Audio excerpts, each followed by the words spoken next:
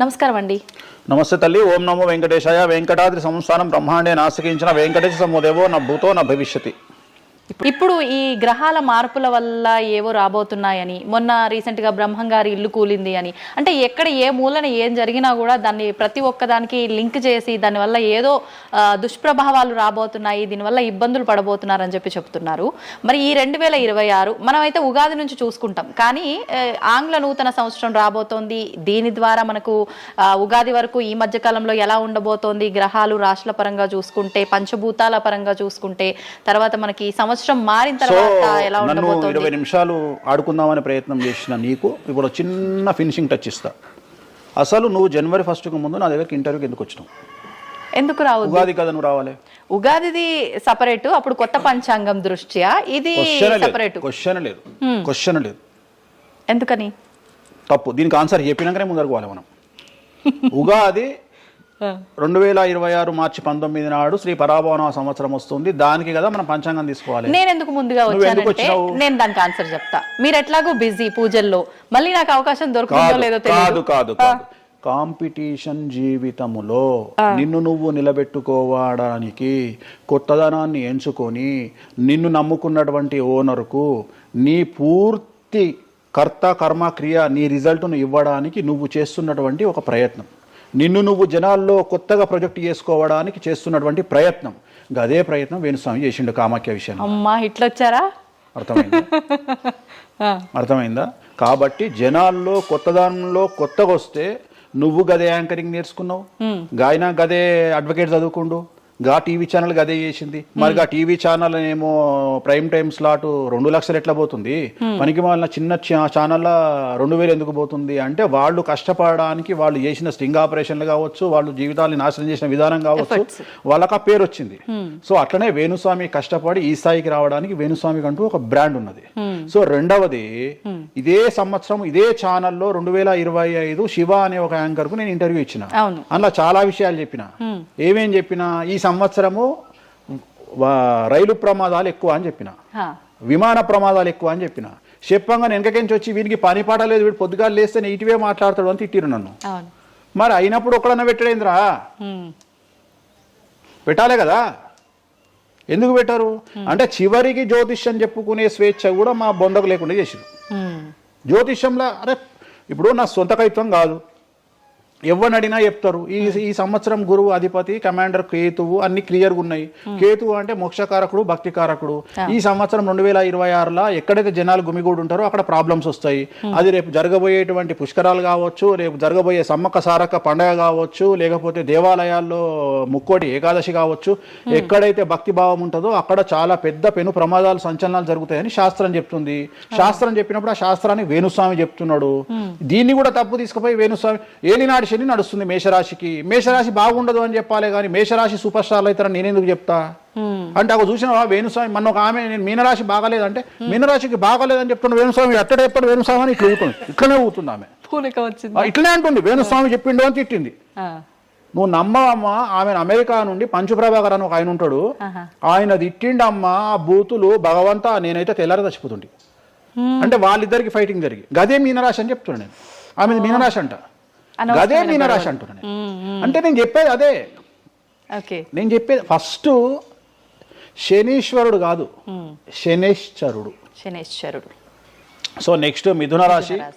ఈ సంవత్సరం ఏదైనా రాశి 100కు 110% అనుకూలంగా ఉంది అంటే మిథున రాశి. సో గురువు, రాహువు, కేతువు అన్ని గ్రహాలు అనుకూలంగా ఉన్నాయి. పట్టిందల్లా బంగారంగా ఉంటుంది. గురువు అతిచారం వల్ల మీ జాతకం చాలా బాగుండబోతా ఉంది. గత 10 సంవత్సరాల నుండి మీరు పడుతున్నటువంటి కష్టాలన్నీ తొలగిపోయే అవకాశాలు కనిపిస్తూ ఉన్నాయి. సో కొత్త స్పీడ్తో ముందుకు వెళ్ళండి, కొత్త ఆలోచనలు చేయండి, ఎంత గొప్పగా జీవితంలో ముందుకెళ్లాలో ప్లాన్ చేయండి, చాలా గొప్పగా ఆలోచించండి, చిన్నగా ఆలోచన చేయకండి. గురువు విపరీత రాజయోగాన్ని ఇవ్వబోతా ఉన్నాడు. దైవబలం మీకు అనుకూలంగా ఉంది, గురుబలం మీకు అనుకూలంగా ఉంది, శనిబలం మీకు అనుకూలంగా ఉంది. కాబట్టి కొత్త వ్యాపారాలు ప్రారంభించండి. విపరీతమైనటువంటి చాలా గొప్పగా కలలు కనండి, ఆ కళలను సాకారం చేసుకునే దిశగా ప్రయాణం చేయండి. విద్యార్థులకు అనుకూలంగా ఉంది, ఉద్యోగస్తులకు అనుకూలంగా ఉంది, వ్యాపారస్తులకు అనుకూలంగా ఉంది, రైతులకు 2 పంటలు అనుకూలంగా ఉంది. సో ప్రతి వాళ్ళు చెరువులు, తర్వాత చేపల చెరువులు, రొయ్యల చెరువులు పండించే వాళ్ళకు అనుకూలంగా ఉంది, పౌల్ట్రీ ఫామ్ వాళ్ళకు అనుకూలంగా ఉంది, రాజకీయ రంగం వారికి అనుకూలంగా ప్రజల్లో మంచి మార్పులు కనిపిస్తూ ఉన్నాయి. స్త్రీలకు మీదే కమాండింగ్గా ఉంటుంది, కుటుంబంలో మీరు ఏం చెప్తే అది జరిగేటువంటి అవకాశాలు కనిపిస్తూ ఉన్నాయి. సో మిథున రాశి వారికి పూర్తి స్థాయిలో అనుకూలంగా ఉంది. ఎటువంటి రెమెడీస్, ఎటువంటి పూజలు అవసరం లేదు. అద్భుతం అయితే వీళ్ళది.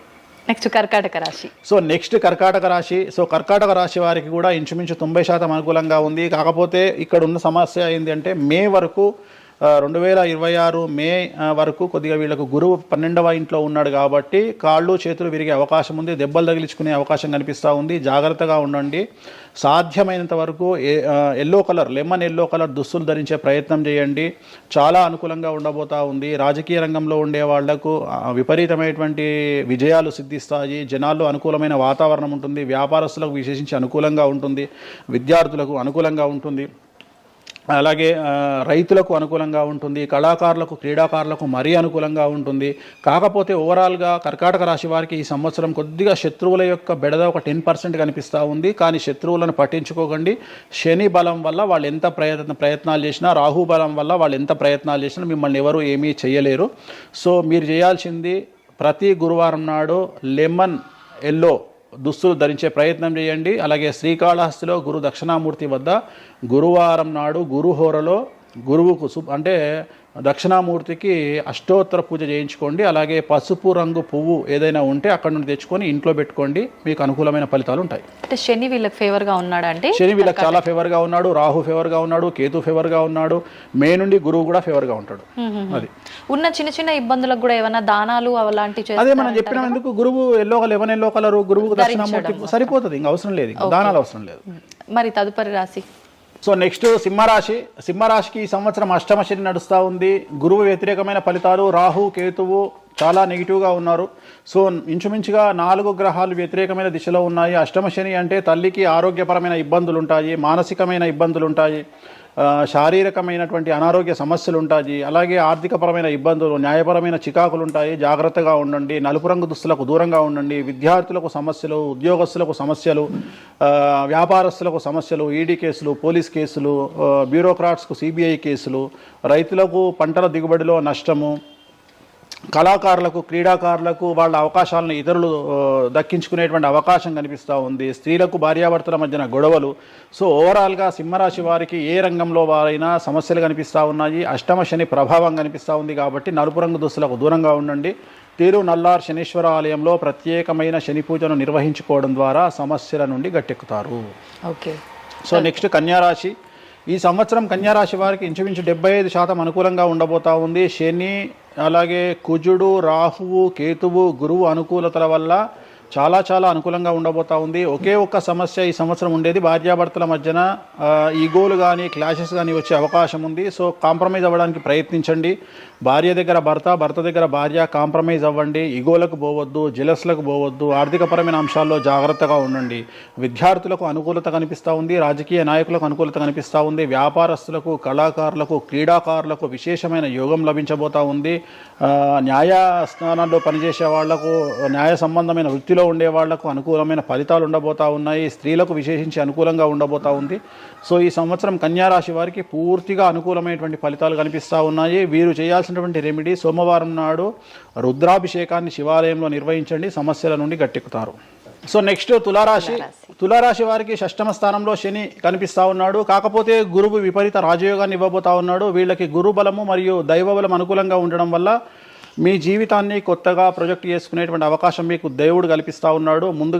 ముందుకు వెళ్ళే ప్రయత్నం చేయండి. చాలా కొత్తగా మిమ్మల్ని మీరు ఆవిష్కరించుకునే ప్రయత్నం చేయండి. మిమ్మల్ని మీరు కొత్తగా సమాజానికి చూపించుకోండి. దానివల్ల మీ ఆలోచనలు మార్చుకోండి. చాలా గొప్పగా థింక్ చేయండి. గొప్పగా కలలు కనండి. వాటిని సాకారం చేసుకోండి.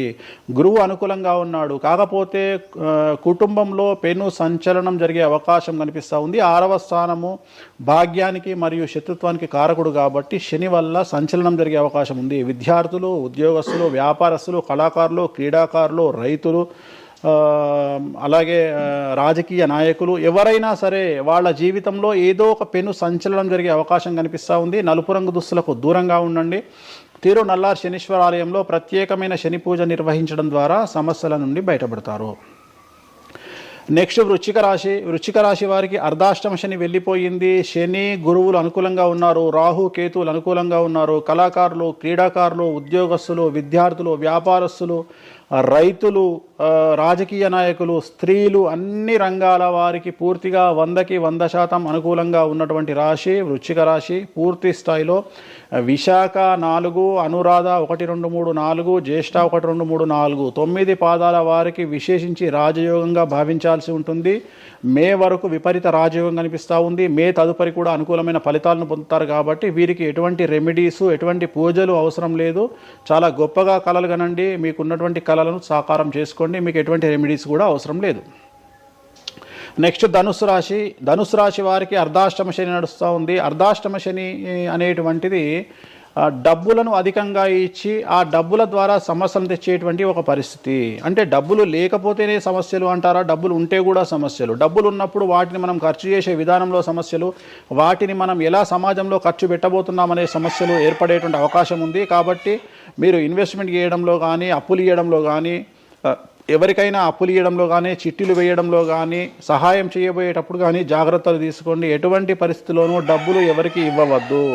సో ధనుస్సు రాశి వారికి డబ్బు పరంగా సమస్యలు ఏర్పడే అవకాశం ఉంది. రాక డబ్బులు వచ్చినాయి కాబట్టి తీసుకెళ్ళి వేరే వాళ్ళకి ఇచ్చి మోసపోయే అవకాశాలు కనిపిస్తూ ఉన్నాయి. ఈ ఒక్క విషయంలో ధనుసు రాశి వాళ్ళు జాగ్రత్తలు తీసుకుంటే విద్యార్థులకు, ఉద్యోగస్తులకు, కళాకారులకు, క్రీడాకారులకు, రాజకీయ నాయకులకు, స్త్రీలకు, వ్యాపారస్తులకు, రైతులకు, అన్ని రంగాల వారికి ఈ సంవత్సరం అనుకూలంగా ఉంటుంది. ఓన్లీ మీరు చేయాల్సిన రెమెడీ నలుపు రంగు దుస్తులకు దూరంగా ఉండండి. తిరునల్లార్ శనీశ్వర ఆలయంలో ప్రత్యేకమైన శని పూజ నిర్వహించడం ద్వారా సమస్యల నుండి గట్టెక్కుతారు. నెక్స్ట్ మకర రాశి వారికి ఈ సంవత్సరం చాలా అనుకూలంగా ఉంది. ఈ సంవత్సరం అండర్లైన్ చేయాల్సిన విషయం ఏమిటంటే మకర రాశి వారికి భార్యాభర్తల మధ్యన గ్యాప్ ఏర్పడేటువంటి అవకాశం ఉంది. గొడవలు వచ్చే అవకాశం ఉంది. ఈగోస్ వల్ల కానీ వేటి వల్ల అయినా సమస్యలు వచ్చే అవకాశం ఉంది. అది కాకుండా విద్యార్థులకు అనుకూలతలు ఉంటాయి, ఉద్యోగస్తులకు అనుకూలతలు ఉంటాయి, రైతులకు 2 పంటల దిగుబడి రాబడి ఉంటుంది. అలాగే రాజకీయ నాయకులకు సమాజంలో మంచి పేరు ప్రఖ్యాతులతో పాటు పదవులు సిద్ధిస్తాయి. రైతులకు 2 పంటల దిగుబడి రాబడి ఉంటుంది. వ్యాపారస్తులకు రూపాయికి 100 రూపాయల లాభం ఉంటుంది. స్త్రీలకు కోరుకున్నటువంటి ఫలితాలు ఉంటాయి. అన్ని రంగాల వారికి అనుకూలమైన ఫలితాలు మకర రాశి వారికి ఉండబోతా ఉన్నాయి. వీరు సోమవారం నాడు శివాలయంలో రుద్రాభిషేకం నిర్వహించుకున్నట్లయితే సమస్యల నుండి గట్టెక్కుతారు. సో నెక్స్ట్ కుంభరాశి వారికి ఏలినాటి శని చివరి అంకంలో ఉంది. చాలా సమస్యలు కనిపించబోతా ఉన్నాయి. కుటుంబంలో ఎవరిని తీసుకున్నా విద్యార్థులు, ఉద్యోగస్తులు, వ్యాపారస్తులు, కళాకారులు, క్రీడాకారులు, రాజకీయ నాయకులు, స్త్రీలు, ఉద్యోగస్తులు, బ్యూరోక్రాట్లు అందరికీ సమస్యలు ఉన్నాయి. వాహన ప్రమాదాలు, పోలీస్ కేసులు, కోర్టు కేసులు, ఆరోగ్యపరమైన ఇబ్బందులు, మానసికమైన ఇబ్బందులు, స్త్రీలకైతే థైరాయిడ్ సమస్యలు, పీసీఓడి సమస్యలు, గర్భసంచికి సంబంధించిన సమస్యలు, మానసికమైన ఇబ్బందులు బాధించే అవకాశం కనిపిస్తూ ఉంది. జాగ్రత్తగా ఉండండి. నలుపు రంగు దుస్తులకు దూరంగా ఉండండి. శనివార నియమాన్ని పాటించండి. సప్త శనివార వ్రతాన్ని పాటించండి. సప్త శనివార వ్రతం అంటే శనివారం నాడు శ్రీ వెంకటేశ్వర స్వామి వారికి సంబంధించినటువంటి వ్రతము. ఇది పుస్తకం మీకు మార్కెట్లో దొరుకుతుంది. తీసుకొచ్చుకొని 7 వారాల పాటు 7 శనివారాల పాటు చేయండి. సమస్యల నుండి గట్టెక్కుతారు. ఇక చివరిది లాస్ట్ది అనేటువంటిది మీనరాశి వారికి ఈ సంవత్సరం జన్మశని నడుస్తూ ఉంది. జన్మశని చాలా డేంజరస్గా ఉండబోతూ ఉంది. ఏ రంగంలో ఉండే వారికైనా ఈ సంవత్సరం సమస్యలు తప్పవు. ఆర్థికంగా, సామాజికంగా, న్యాయపరంగా, ఆరోగ్యపరంగా, వాహన ప్రమాదాలు అవ్వచ్చు, ఆర్థికపరమైన నష్టాలు అవ్వచ్చు, పోలీస్ కేసులు అవ్వచ్చు, ఇంట్లో తల్లిదండ్రులు ఒకళ్లకు ప్రాణగండాలు అవ్వచ్చు, భార్యాభర్తల మధ్యన గొడవలు అవ్వచ్చు. మరీ ముఖ్యంగా ఈ సంవత్సరం మీనరాశి జాతకులు ఉండేటువంటి ఇళ్లలో మగవాళ్లకు సంపాదన లేకుండా ఖాళీగా ఉండడం వల్ల ఆడవాళ్లు మాత్రమే సంపాదించి, ఆడవాళ్ల ఉద్యోగంతో డబ్బులు సంపాదించి, ఆడవాళ్ల అంటే భార్యల మీదనో, ఆడవాళ్ల కూతుళ్ళ మీదనో, తల్లి మీదనో బ్రతికేటువంటి పరిస్థితి మగవాళ్లకు ఉండే అవకాశం ఉంది. కాబట్టి ఈగోలను చంపుకోండి. సో ఆడవారి మీద బ్రతకడానికి సిద్ధపడండి, కష్టపడండి, మానసికంగా సంసిద్ధులుగా ఉండండి. అంటే అలాంటి ఒక కండిషన్ ఈ సంవత్సరం ఉండబోతా ఉంది. ఈ ఒక్క సంవత్సరాన్ని కనుక మీరు దాటగలిగితే మీ జీవితంలో మంచి పొజిషన్లకు వెళ్తారు. సో నలుపు రంగు దుస్తులకు దూరంగా ఉండండి. రాత్రిపూట ప్రయాణాలు చేయకండి. వాహన ప్రమాదాలు జరిగే అవకాశం కనిపిస్తూ ఉంది. జన సమూహం ఉన్నటువంటి ప్రాంతాలకు వెళ్ళకండి. సో జాగ్రత్తలు తీసుకోండి. నలుపు రంగు దుస్తులకు దూరంగా ఉండండి. తిరునల్లార్ శనీశ్వర ఆలయంలో ప్రత్యేకమైన శని పూజ నిర్వహించడం ద్వారా సమస్యల నుండి బయటపడతారు. ఇప్పుడు ఈ రాశి ఫలాల్ని ఈ మధ్యకాలంలో చాలా మంది ఫాలో అవుతున్నారండి. ఇది అక్షరం అంటే పేరులో మొదటి అక్షరాన్ని బట్టి ఫాలో అవ్వాలా, లేదంటే డేట్ ఆఫ్ బర్త్ బట్టి వచ్చే రాశిని ఫాలో ఇది అవ్వాలా? పేరులో దాని సంబంధం లేదు, డేట్ ఆఫ్ బర్త్ ప్రకారం చూసుకోవాలి. రెండోది ఇది గోచారం, గ్రహచారం వేరు, గోచారం వేరు. ఇది జస్ట్ గోచారం ప్రకారం ఎలాగైతే మనము సౌరమానం ప్రకారము మనం చూసుకుంటామో అలా ఇది ఓన్లీ చాంద్రమానం ప్రకారము మీ నక్షత్రం ప్రకారం చూసుకోవాల్సిందే. మళ్ళీ వ్యక్తిగతమైన జాతకం వేరు. అంటే ఒక 3-4 రాశులు మినహాయించి అన్ని రాశుల వరకు కొంచెం ఇబ్బందికర పరిస్థితులే ఉన్నాయి. దానికి మీరు చెప్పిన రెమెడీస్ చేసుకుంటే సరిపోతుంది. ధన్యవాదాలండి, చాలా చక్కగా వివరించారు. ఓం నమో వెంకటేశాయ.